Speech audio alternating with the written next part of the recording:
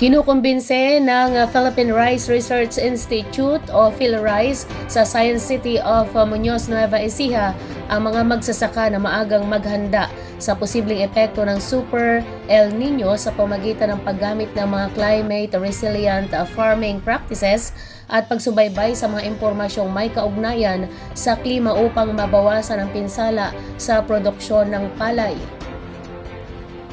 Ipiliwanag ni Leilani Juliano, Chief Science Research Specialist at Project Leader ng PhilRice Climate Smart Map Project na ang Super El Nino ay isang napakalakas na uri ng El Nino na tinutukoy batay sa pagbabago ng temperatura sa ibabaw ng karagatan sa Pacific Ocean. Ayon kay Juliano, kabilang sa mga palatandaan ng Super El Nino ang labis na pagkatuyo ng lupa, pagbaba ng level ng tubig sa mga ilog at dam, pagdami ng peste at paghina ng paglaki ng palay dulot ng matinding init. Binigyang diin niya na ang kakulangan ng tubig ay may malaking epekto sa produksyon ng palay dahil nababawasan ang supply ng tubig na kinakailangan upang lumago ng maayos ang tanim. Dagdag pa niya, ang matagal na mataas na temperatura ay maaari magdulot ng pagkalanta, pagkaunti ng paglaki ng palay at paglitaw ng mga butil na walang laman o kulang sa laman. Dahil dito may ilang magsasaka ang maaaring mapilitang lumipat sa mga pananim na mas kaunti ang pangailangan sa tubig.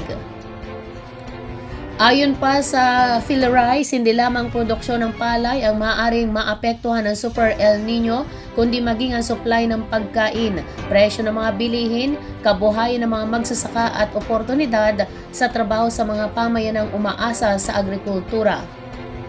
Nilinaw rin ni Juliano na ang El Nino ay hindi nangangahulugang tuluyang mawawala ang ulan dahil maaari pa rin makaranas ng mga localized thunderstorms at malalakas na bagyo bunsod ng pabago-bagong kondisyon ng panahon. Bilang paghahanda ay nirekomenda ng PhilRice ang pagtatanim ng mga maagang mahinog at drought-tolerant na variety ng palay, pagsaayos ng cropping calendar, paglipat sa ibang pananim sa mga lugar na kulang sa tubig, paggamit ng mga teknolohiyang nakakatipid ng tubig gaya ng Alternative Wetting and Drying o AWD, pag-iipon ng tubig ulan at pagsiguro na maayos sa mga pasilidad ng irigasyon bago sumapit ang tag-init.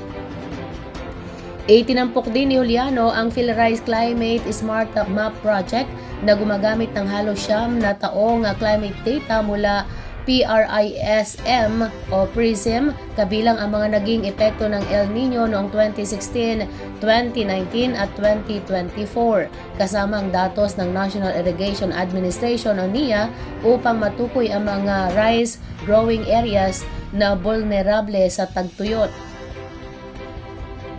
Ang mga climate smart maps at crop suitability maps na binuo sa ilalim ng proyekto ay magsisilbing gabay sa mga magsasaka at lokal na pamahalaan sa tamang pag-aayos ng schedule ng pagtatanim, pagtukoy ng mga alternatibong pananim at pagpapatupad ng mga estratehiyang makatutulong upang maging mas matatag ang sektor ng agrikultura laban sa epekto ng climate change.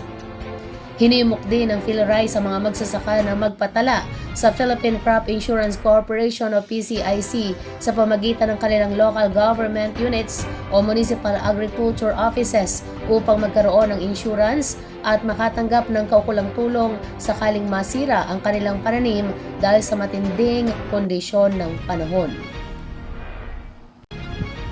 Umabot sa 5,140 kwalipikadong pamilya sa bayan ng General Mamerto, Natividad, Nueva Ecija ang tumanggap ng tig 10 kilong bigas sa ilalim ng unang yugto ng Assistance to Indigent Individuals or Families Rice Distribution Program ng Pamahalaang Nasyonal.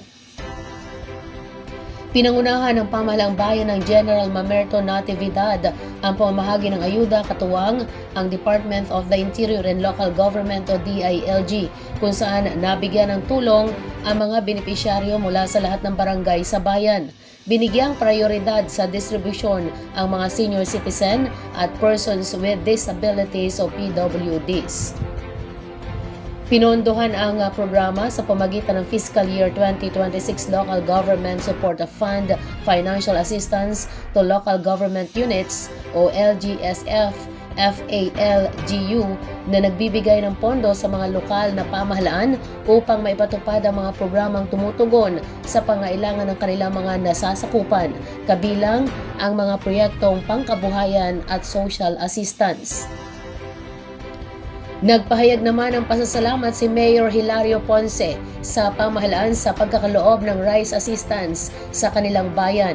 Sa isang pahayag sa social media, sinabi ng alkalde na malaking tulong ang libreng bigas sa kanyang mga nasasakupan, lalo na sa gitna ng patuloy na hamon sa kabuhayan at pagtaas ng gastusin ng maraming pamilya. Ayon pa sa lokal na pamahalaan, ang AIIF RDP ay isa sa mga pangunahing programa ng pambansang pamahalaan na naglalayong mapalawak ang akses ng bawat bayan sa mga serbisyong nagbibigay ng seguridad sa pagkain, nagpapagaan sa pasanin ng mga mahihirap at vulnerableng pamilya, at nagsusulong ng inklusibong pag-unlad sa mga lokal na komunidad.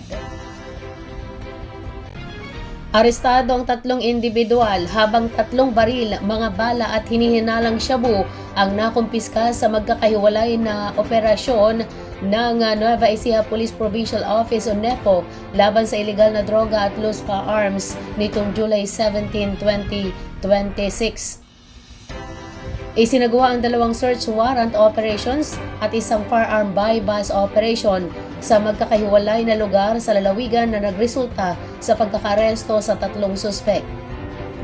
Unang ipinatupad ng mga tauhan ng Cabanatuan City Police Station ang isang search warrant dakong alas 7:12 ng umaga sa barangay San Josef Norte, Cabanatuan City na nagresulta sa pagkakaresto sa isang 42 anyos na lalaki.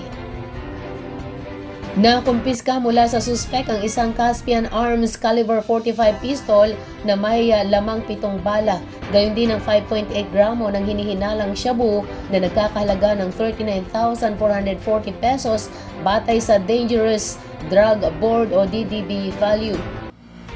Inihahanda na ang mga kasong paglabag sa Republic Act No. 10591 o Comprehensive Firearms and Ammunition Regulation Act at Republic Act No. 9165 o Comprehensive Dangerous Drugs Act of 2002 laban sa suspek.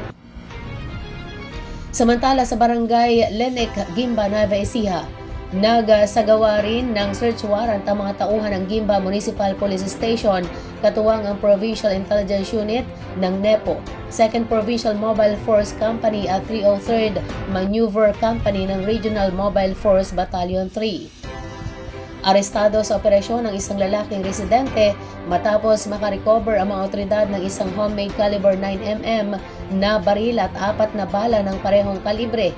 Mahaharap naman ang suspek sa kasong paglabag sa Republic Act No. 10591. Sa Santa Rosa, Nueva Ecija, isang 44 anyos na suspek naman ang nadakip sa isinagawang buy-bust operation ng Santa Rosa Municipal Police Station sa Barangay Soledad.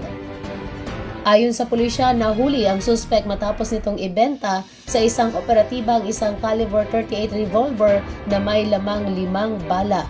Na-recover din sa kanyang posisyon ang buy-bust money at 4 pang karagdagang bala. Nahaharap din ang suspek sa kasong paglabag sa Republic Act No. 10591. Binigyang diin ng NEPO na nananatiling seryosong banta sa kaligtasan ng publiko ang mga loose firearms, kaya patuloy na paigtingin ang mga intelligence-driven operation laban sa ilegal na pagmamay-ari at pagkalat ng mga baril. Hinimok din ng pulisya ang publiko na makipagtulungan sa kapulisan sa pamagitan ng pagsusumbong sa mga ilegal na baril at iba pang kahina-hinalang aktibidad upang makatulong sa pagpapanatili ng kapayapaan at seguridad sa buong lalawigan.